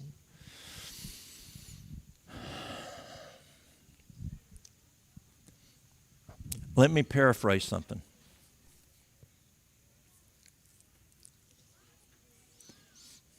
Physicians who understand physiology will use less and less dosing of medication until they don't use any medication at all. Physicians who continue to use medications do not understand physiology. And again, that's from the author she keeps quoting here. So that's a promise to me that we can get there. But we haven't got there plumb yet. Type 1 diabetes, we haven't figured that plumb out yet. Thyroid, we see significant improvement, but I hadn't plumb got there yet. And so what it tells me is there's a hope, but we got to quit studying pharmacology, treating signs and symptoms. We got to get over to what he tells us, physiology, and the better we understand the physiology, we can get to that point, he says, that we don't use any medication at all. Like, if you're going home and you have a car wreck and you have a compound fracture, they're going to have to do surgery. Do you want to have anesthesia? Yes. Who knows where Chickamauga Battlefield is? Anybody know Chickamauga Battlefield? Okay. So I lived next to Chickamauga Battlefield. I lived in Fort Oglethorpe. And Mary Lou and I went over there one time, and we were walking through the park and one afternoon, and they were having a Civil War reenactment. And so in the Snodgrass Hill, which Chickamauga Battlefield is the largest battlefield in the United States. And it's the last major battle the South won on the way from Chattanooga down to the Battle of Atlanta. And it was won on Snodgrass Hill. And they took the Snodgrass home, the people's last name was Snodgrass, and used it as a field hospital for the Confederates. Well, I walked in there and was looking around, and because normally I couldn't go in the house. And I went in, and in the kitchen they had a table, and they had 4 things on the table. They had a doctor's medical bag. They had a saw that was about that long with real little teeth. They had a bottle of liquor, and then I had a 4th thing. I did not know what it was for. And I said, "What's that 4th thing for?" It looked like a little ball-peen hammer. He said, "That's when the liquor didn't work." I said, "Now they got a subdural hematoma. And if the liquor didn't work and you're still thrashing around when they're trying to cut your leg off, they just bop you in the head with a hammer." I'd rather take anesthesia until we figure it out. And so there is a place for medication. Don't anybody get me wrong and think Walt said get rid of medication. Can we get rid of some? Absolutely we can. But there's some things we cannot because we ain't figured it out yet, and you don't need to die. Like type 1 diabetes, thyroid. Until you get real sick if you don't take thyroid medicine unless we can't. Is there times that we can? Yes. But to be able to say like type 2 diabetes, no. Yeah. Yes, sir. Yeah, I hate to go back a little bit, but I'd like to hear the recipe for that water you was talking about after the lemon juice and the next morning. Yeah. What you drink the next morning. Yeah. In that 2.5 hour period before you have to go to work. Yeah. That you got to go to the bathroom. So you're doing a half a gallon of water. Okay, yeah. Warm water, body temperature. Not hot, but warm water. And then 5 teaspoons of sea salt, like Celtic or something like that. And then the juice of 2 lemons. Yes, sir. Is GERD ever caused by too much acid in the stomach? The question is GERD because of too much acid in? Is it ever caused by too much acid? Yes, but it's probably one of the most misdiagnosed diagnoses. Too much acid. Dr. Harold Cherney. How many of y'all remember Harold Cherney? He was at Eden Valley for many years. Before that, he was at Wildwood. Before that, he was up at SVA area. Cherney found that this is a test to answer that question. 1 teaspoon of lemon juice, 2 to 3 teaspoons of water. Mix it up and drink it. How many of y'all have that that Natural Remedies Encyclopedia by Vance Farrell and Harold Cherney? It's in there. And you just stir it up and drink it when you have the GERD. If it gets better, then it means you don't have enough acid. If it gets worse, you have too much acid. And there's times, but far more times, it gets better. So the reason that person has low acid, the first thing I look at, do they drink with their meals? 15 minutes before, with the meal, and an hour after. stop drinking with meals. And many times that right there will resolve it. It'll get rid of the problem. If it doesn't, then I'll use something like betaine HCl, and that will, somewhere between 1 to 2 capsules, usually 3 is too much, and that will increase that hydrochloric acid. I Yes, wanted ma'am. to share Yes. an experience with my sister. I Yes. came from Honduras to visit her, and so I asked her if she wanted to do a cleanse while I was there. She said, okay. She said, Elsa, but I can't stop taking my pill for the thyroid. Mhm. She said, because that's for life. Yes. And when I've forgotten it, I feel it. I feel sick. And so I said, okay, don't worry. Go ahead. Keep on taking it. And we did the cleanse, and I added a lot of radish to her juices. Okay. Right? When I left, she felt 100% better. 3 weeks later, she went for a checkup, and the doctor told her, I need to cut your thyroid medication in half. She said, I don't know what you're doing, but I need to cut it in half. So, yeah, God can work, and radishes are good. That's for excellent. thyroid. Y'all, listen to this lady. She knows what she's talking about. She does. She's got a great clinic down in Honduras. If you'd like to go to a lifestyle center that's affordable, go down to Honduras. She's got a great location down there. What do you think there was iodine in it? Okay. She says there's iodine. But I've known Elsie since 2000. And she's got a great place down in Honduras. If you need anything sutured up, she's great at suturing.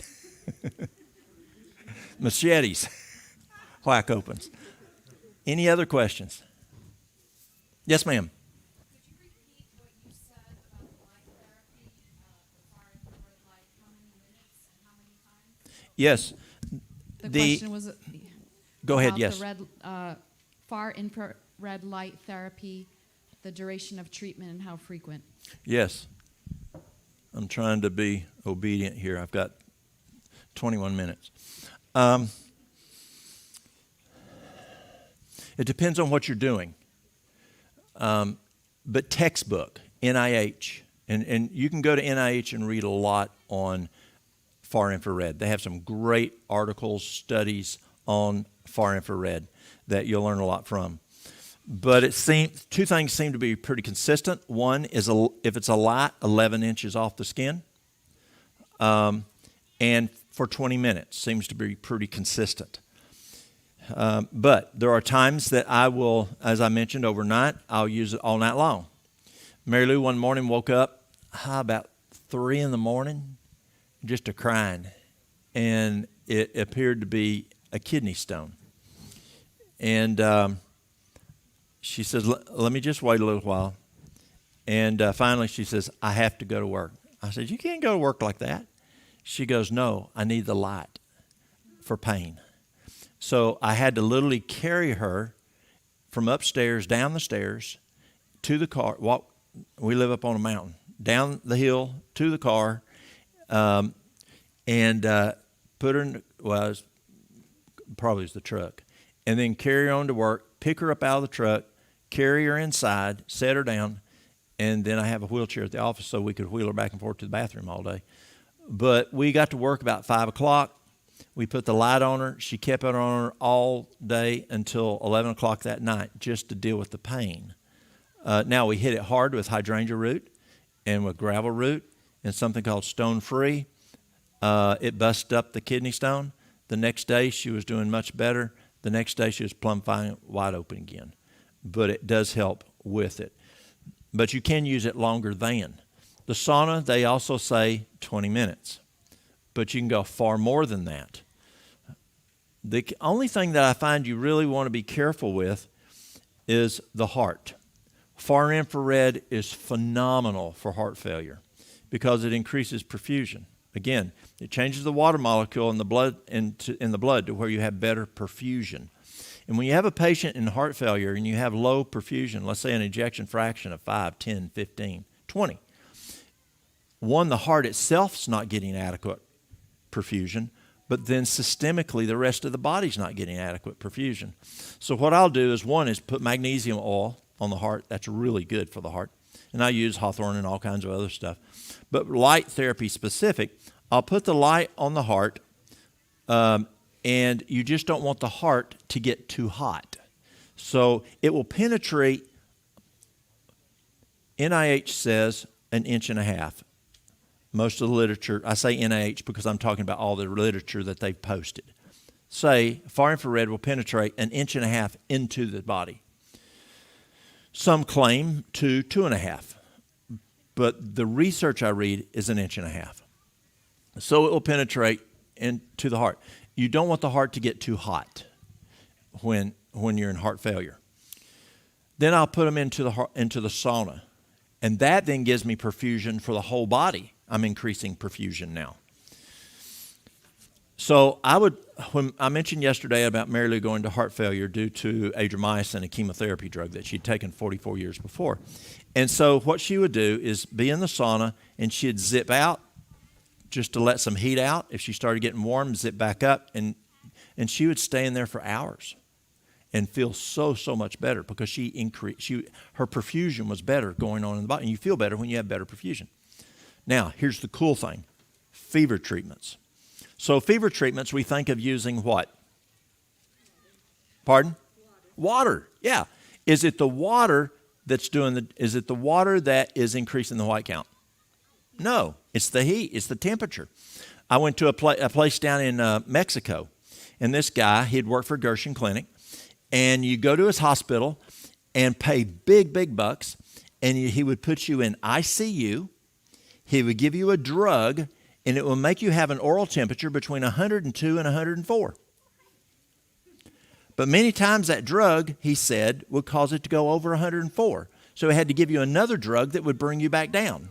But sometimes it would drop below 102, so he'd have to give you more of the drug to get it back up. And he played that for 30 minutes once he got it up to the 102. In ICU. So I said to him, he owned the hospital there in Tijuana. And I said, Doc, why don't you just do hydrotherapy in a bathtub? And he looked at me and he said, you're a Seventh-day Adventist, aren't you? I said, yes, sir. Why don't you use hydrotherapy? He says, it's too labor intensive.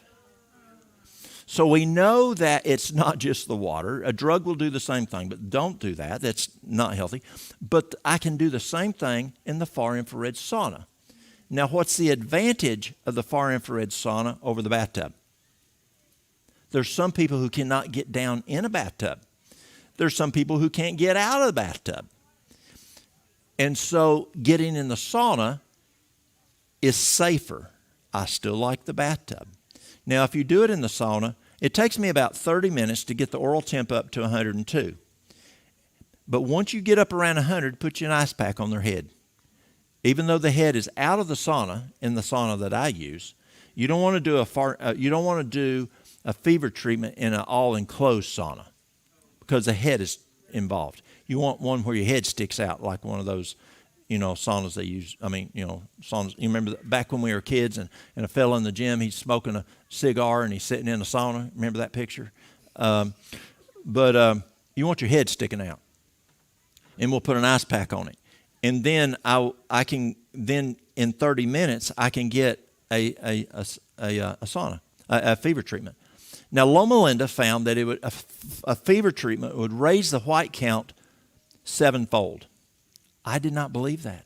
I had my nurses draw labs starting before the sauna, after the sauna, every 30 minutes, consistently, patient after patient after patient.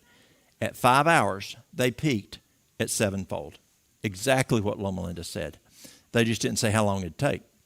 Now, Dr. Cherney at Eden Valley, he found it didn't come back to normal till 3 days. Now, I don't know the full bell curve because Cherney only did daily to see, so we don't know how it's doing every half hour, every hour, whatever, to know what that bell curve is doing. But we know that we're peaked out at 5 hours, and it takes 3 days to come back at what you were pre-sauna. So the sauna can also be used for fever treatments. And so we can use it for longer periods of time, but normal is 20 minutes. Yes, ma'am. Someone told me I tend to end my showers with cold. I like a hot shower, and then I just end it with cold, just daily. and I thought it was good for me for the whatever frontal lobe, blood count, white blood, you know what I'm saying. But then someone told me that's not good, because wouldn't your body just get like used to it, and then it wouldn't have as much of an effect when you're actually trying to do like a hot cold treatment? Do you think that has any merit to it? No. Okay, so I can end with cold if I want to. Yes. Yes. You still want to do. Have you ever heard that you get used to it? No. Because let's go to Russia. Let's go to Romania. Let's go to Ukraine. Now they're plumb crazy. They do what they do up in Alaska. When I go to Alaska, they will be in a sauna. Now in Europe, they'll beat their back with some type of a plant. A hyssop, or something they're beating themselves with. They don't do that in Alaska. But then after the sauna, they get out and they roll in the snow, and then they go back in the sauna and they roll in the snow, and they do the same thing in Alaska. Now in Alaska, they do it plumb naked. And so when we were in Alaska, they wanted Mary Lou and I to come do sauna with them. No, we ain't being plumb naked with you in the sauna. And then in the summer, they take their water hose, and that's cold water. Now, when I was in Phoenix a week ago, anybody go to Phoenix to ASI? Anybody try turning their water to plumb cold? It was warm. It did not get plumb cold. But in Alaska, it is ice cold.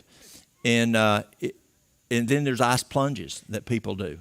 And actually, in sports now, after a workout, they'll jump into an ice plunge, and they actually find it's a way to increase protein without using meat. Isn't that cool? It increases the protein in the body. So now, who's ever watched, and I'm cautious on saying this, don't let your kids watch it. Don't take it to church. It's because Arnold Schwarzenegger's on it, and you never know what he's going to say. But it's called Game Changer. And Game Changer, problem with is Schwarzenegger kind of has some words in it. But they prove that you can be stronger with endurance being plant-based. But now they're finding with a cold plunge, you're also able to get that protein, added protein. I'm watching my time, y'all. We got 10 minutes. Any other questions? Yes, ma'am.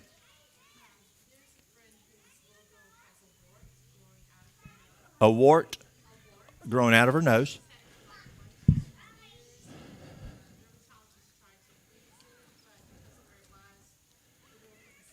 Yes. For warts, yes. I've used bee propolis. Bee propolis can be beneficial for warts. Oregano oil. So do y'all know the difference in oil of oregano and oregano oil? Do y'all have oil of oregano or oregano oil over there? Okay.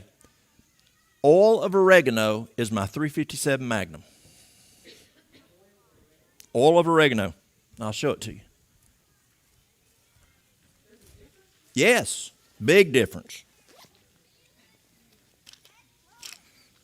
So this is my oil of oregano. It's two. You got oil of oregano, and then you have oregano oil. Oregano oil is 100% oregano essential oil. 100% oregano oil. Oil of oregano is 75% olive oil, 25% 100% oregano oil. You do not want to take oregano oil and ingest it. You will burn your tongue. You will quit breathing. I have a friend, a physician, that mistakenly had a bottle of essential oil of oregano. He thought it was echinacea extract. He took a big old swig of it. He told me he fell on the floor in the kitchen. He could not breathe. His wife was not home. He started praying, unable to breathe. And God allowed him to take a little breath every once in a while, little breath, little breath. And he lived. He was fortunate to live. God saved his life right there. Do not use oregano oil internally. It will burn your mouth, burn your esophagus, burn your stomach. If you take enough, you'll quit breathing.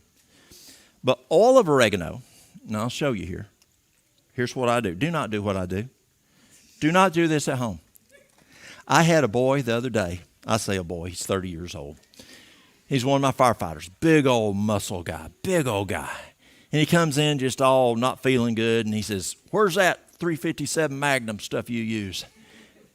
My oil of oregano. He says, "What do you do?" I said, "I do 10 drops, but don't do 10 drops." I said, "Do 3 drops."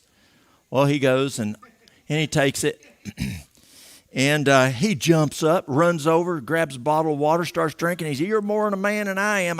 How do you do 10 droppers? I could only do 2 droppers." I said, "Droppers?" He said, "Yes." I said, "No, drops." D-R-O-P-S. So I'll take it. I'll do 10 drops under the tongue.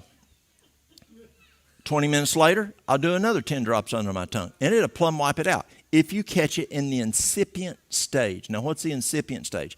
If I take a piece of paper and I light it with a match or a lighter, when the fire just starts, that is the incipient stage of a fire. So do you ever feel like sometimes you're catching something or here or whatever? One night I woke up at 1:30 in the morning. And have you ever woke up in the middle of the night knowing I'm going to be sick? That's what I felt like. So I reached over to grab my oil of oregano. It was empty. I went over and grabbed Mary Lou's because she got one on her side of the bed so we don't wake each other up. And it was gone. She'd taken it, and I don't know what she did with it. It was gone. So what did I do? I got dressed. I got it in my pickup truck. I drove down the mountain about 35 minutes into work, got me a bottle.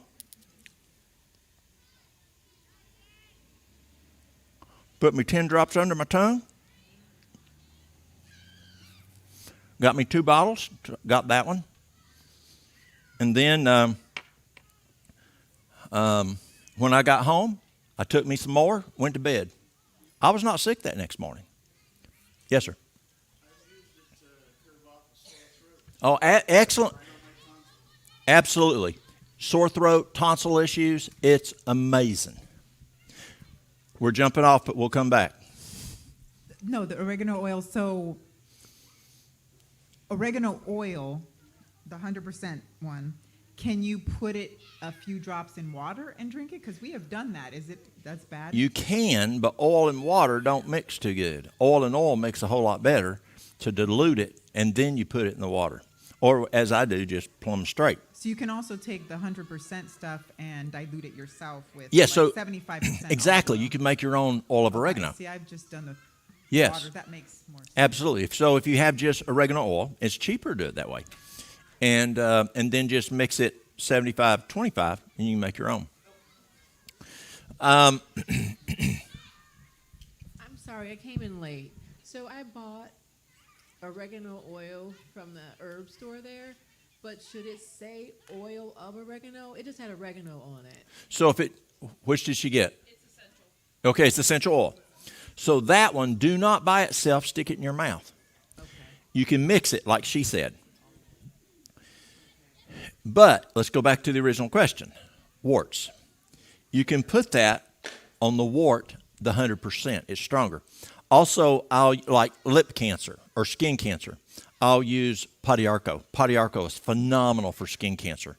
Also is oregano oil.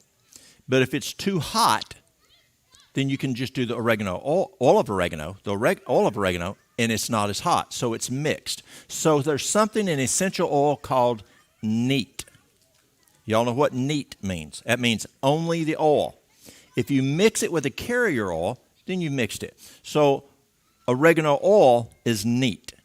Oil of oregano has been mixed. Yes? Do you recommend, or have you ever used garlic, put raw garlic on the wart to break down the toxins? Yes. You can put garlic on there. You sure can. What else have I used? You can try castor oil. Here's the thing. that we've got to understand. Some people are they're so dogmatic. Only my way, and my way is the only way, and it's the only way. No, everybody's different. It's not a cookie cutter.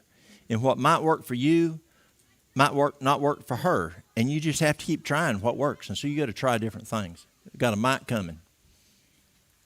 I'm looking at my time, y'all. I don't want to get in trouble. Oh, we got 2 minutes. I'm curious with like the wart, is it kind of a blood issue as well, and maybe that needs to be purified? So It can be a viral issue. Yeah. Oh, okay, viral. Yeah. So you could use something like the Podiarco if you wanted to. The Podiarco, the red clover, the chaparral, the burdock root, all those are good blood purifiers. Who's ever used chaparral? You need a clothespin if you do it. It's nasty. It's super nasty. Yes, sir. Yes. Well, with the warts, we would use the fig sap from the fig leaves. From the fig leaf, not the fig. Right. The fig, the milky white stuff, and we use that, and that would normally take care of it. Okay. See, we have advantage here. Where did you learn that? Philippines? I don't remember where I learned it, but I did learn that you can use that, and we've done it with our children. Yeah. God has so many different ways of doing things. Papaya leaves will get rid of the warts. Fig leaves will get rid of the warts. So God has given us, we learn from each other all the time. Nobody knows everything. And so people will call me from the Caribbean, and they'll say, send me some herb for this. And I'll go, no. You've got it there on your island. Go ask an old woman, go ask an old man, and they'll tell you what to use. Yes?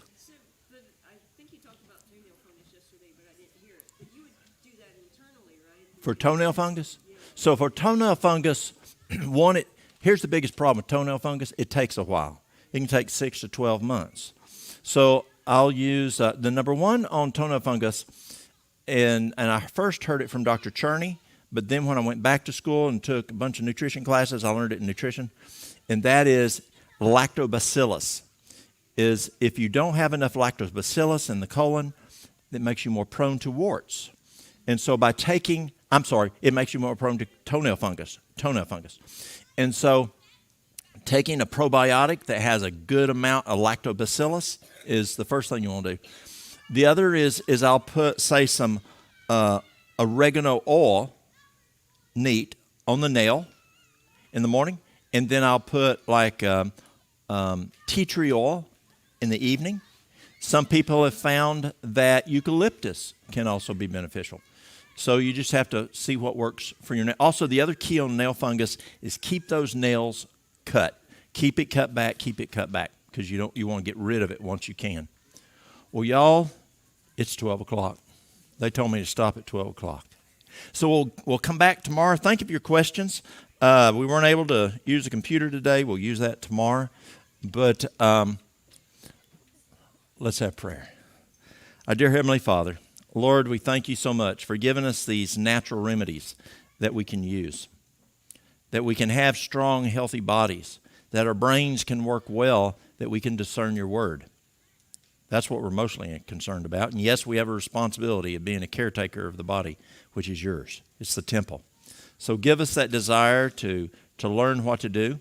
You've given us that promise that we can address all diseases without medication if we'll study the physiology. And so, Lord, give us that desire to study the physiology, to study the natural means in which you've given us to use. And we ask that you bless those. We ask this in Jesus' name. Amen.